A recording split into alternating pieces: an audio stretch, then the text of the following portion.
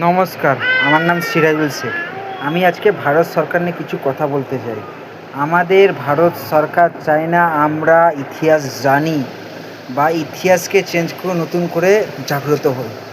আমাদের ছোটোবেলা থেকে ম্যানিপুলেট করে দিচ্ছে, তুমি গরিব তো গরিবই থাকবে, তোমার কোনো ফিউচার নেই।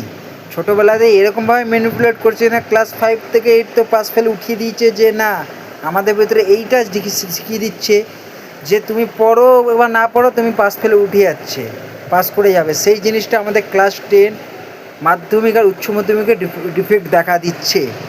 তারপরে আমাদের ভিতরে এমনভাবে ম্যানিপুলেট করে দিচ্ছে যে তুমি দারিদ্র তো দারিদ্রই থাকবে, কোনো দিন আগে বাড়তে পারবে না। ভারতবর্ষ স্বাধীন হওয়ার পরেও এখনও আমরা স্বাধীন হতে পারিনি। হিন্দু মুসলমানের দাঙ্গা, বাঙালি কে কে মহারাষ্ট্রে মারাঠি, কে গুজরাটি, সেই নিয়ে গণ্ডগোল চলছে। কোনো সময় যদি হিন্দু মুসলিম দাঙ্গা একটু স্টপ হয়, তখন কি ভাষার উপরে দাঙ্গা চালু হয়ে যাচ্ছে। এই করে আমাদের দেশ শেষ করে দিচ্ছে।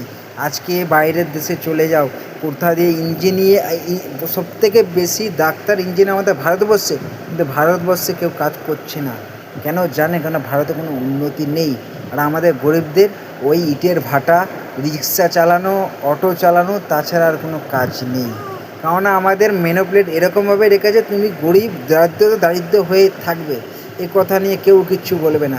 মিডিয়ার কাছে ফোকাস হলো যে কোন সেলিব্রিটির ছেলে বড় হচ্ছে, কোন সেলিব্রিটির ছেলেরা ফটো ছাড়ছে, পিক ছাড়ছে, এইসবই। তাছাড়া কিছু না। কোনো মিনিস্টার আজ পর্যন্ত দেখবে না যে বলতে শিক্ষা নিয়ে কোনো কথা বলতে। আমি এইটুকুই বলছি যে একটু জাগ্রত হও সবাই, সবাই মিলে একটু আওয়াজ ওঠাও যেন আমাদের শিক্ষা পরিস্থিতি যেন একটু চেঞ্জ হয়।